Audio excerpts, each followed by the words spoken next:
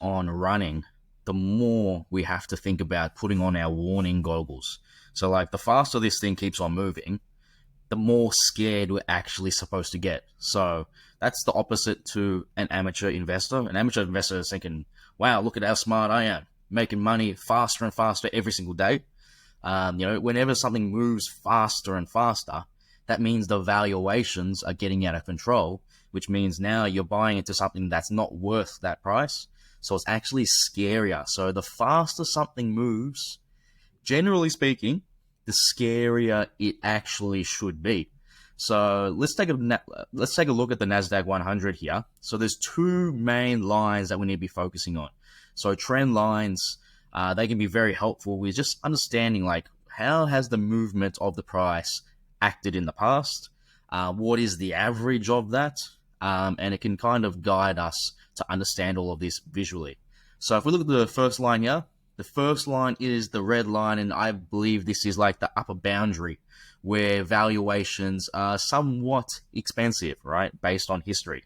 So this red line, right now we're only at 2017, right, but this goes all the way back to the history, the very beginning of the Nasdaq 100, and I'll show you that in a second. But if we look at the green line, same thing. So it's just the opposite. It just means that, whenever the price is down there at the green line, this big thick green line, it's been roughly near the bottom.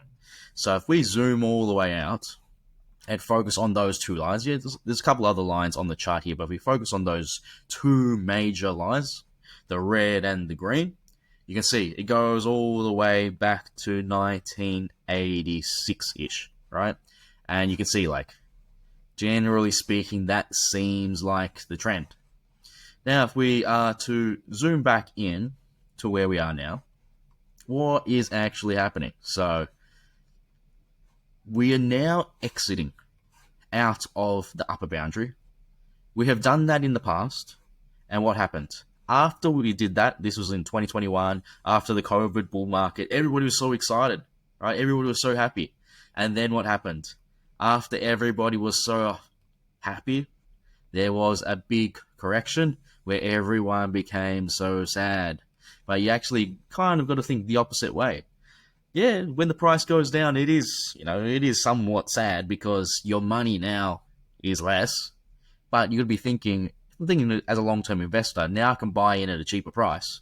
So if I buy in at this cheaper price, I'll actually make even more money in the long run. So whenever the price goes down like this and it starts turning, it's actually like a little smiley face. So we should actually be happy, right?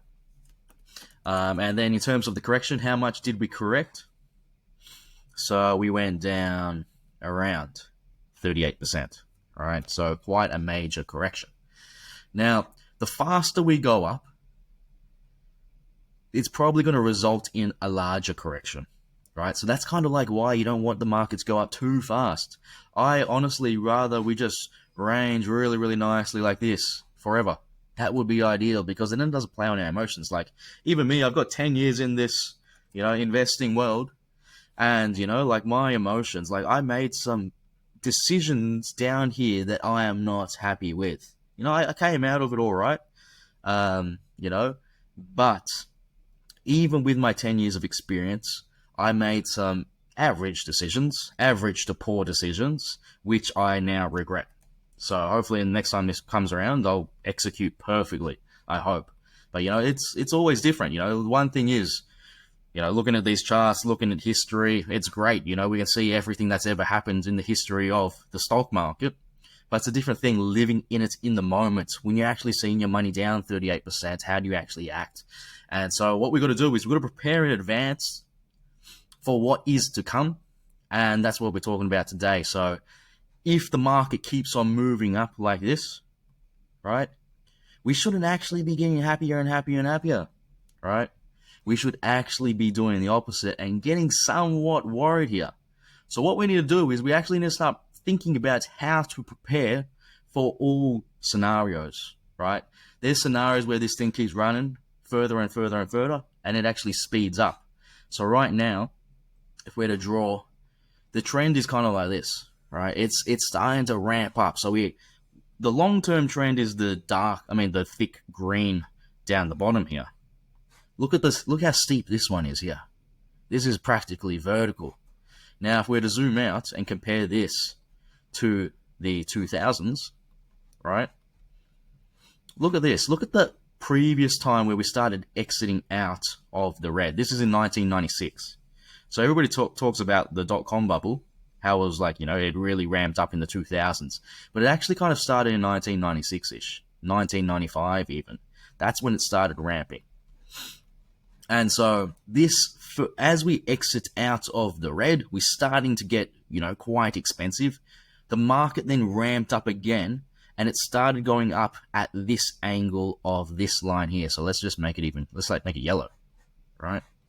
And then what does that kind of look similar to? It kind of looks similar to now. So the good thing about the previous crash or correction in 2021 was we didn't go that far away from the red boundary. It's kind of similar to where we are now, right? It's a little bit further. But look at what happened in 2000s, like leading into the 2000s.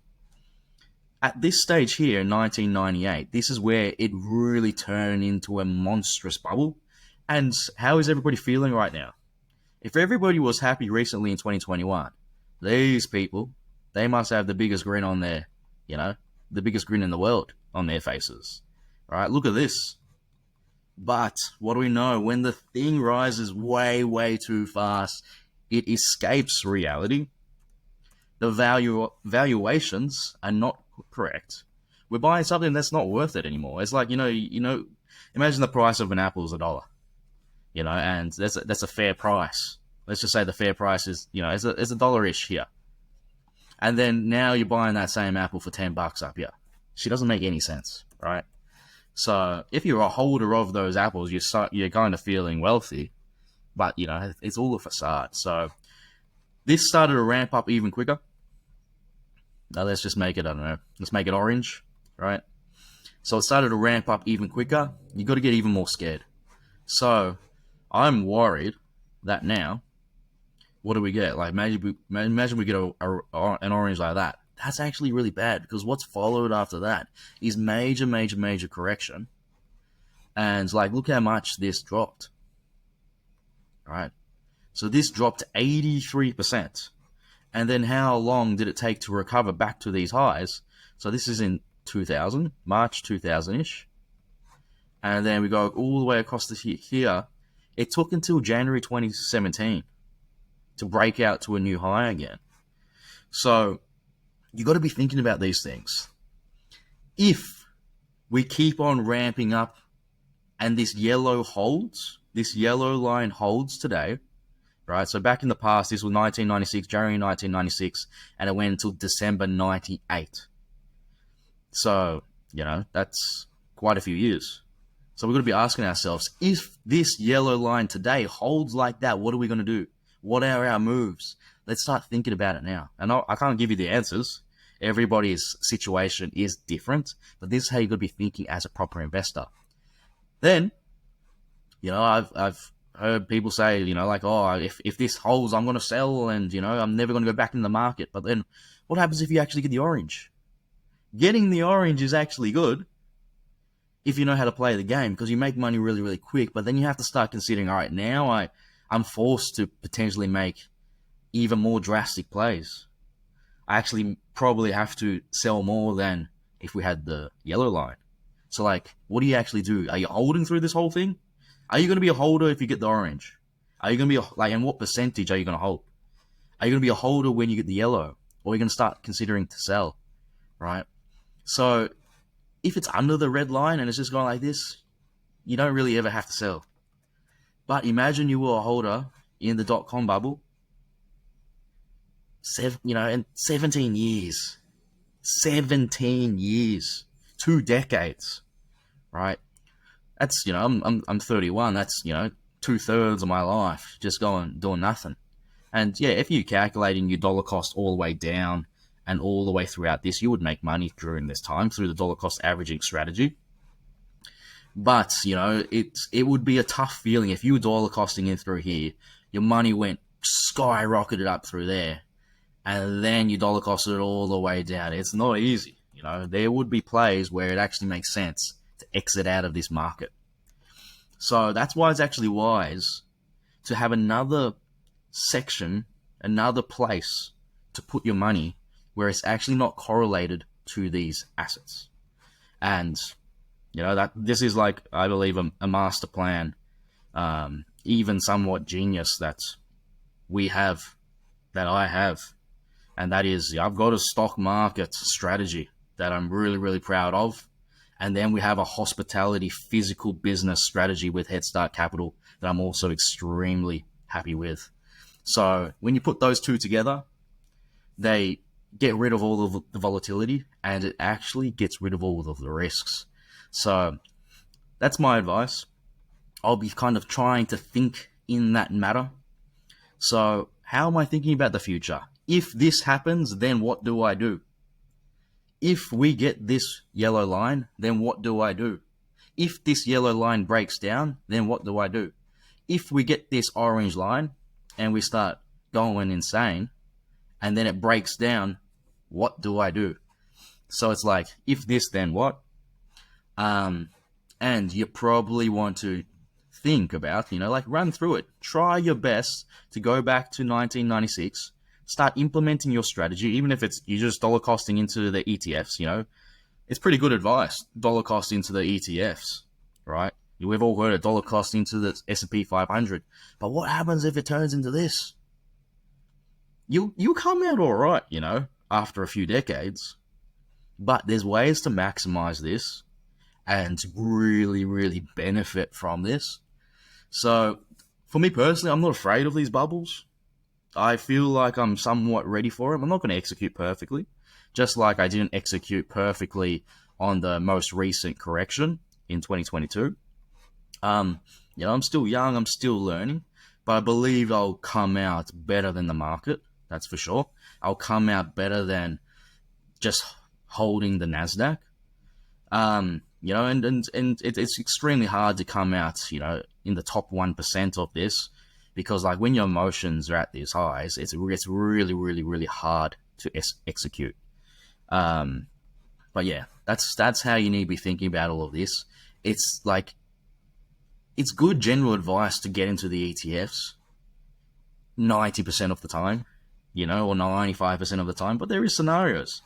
If this has happened in the past, that means something like this can potentially happen again in the future. Right? And now that we've seen this, something bigger can happen in the future. And, with the COVID crash. The COVID crash was that fast and it went down that quick that there hadn't really been a crash like that previously, right? In a matter of a few weeks. But now we've seen it. So now it's like, could there be a potential crash double and twice as fast as that? I believe there could be. So, start thinking about all of these scenarios. Just because we've seen it happen in history, the data is the data, but there's data that, it will come out in the future it's never happened before. So, there's never been COVID before. That COVID's not in the data. Now it's in the data because it's happened. But what's the next COVID, So, yeah, a few lessons in there. Just keep an eye on this thing. If this thing keeps on running, if the Nasdaq keeps on pumping, don't get happier, right? And one last piece of advice. Don't spend your money based on what your money is saying in your stock portfolio. Spend your money based on if the market were to crash back down to where it is cheap at the green line. So, as an example, let's just say you have $100,000 at today's price. Let's bring it down to the green line. That's around 45%, or let's just call it 50%. So if you have $100,000 at today's price, act as if you only have $50,000, right? Play the game of your money, your finances, based on the green line, not based on potentially a higher valuation. If you do that, you're probably going to come out, you're going to be very disciplined with your money, and you'll probably come out quite well. Alright guys, that's everything for today's video. If you've got any questions, you know what to do, and I'll see you in the next one. Thank you very much.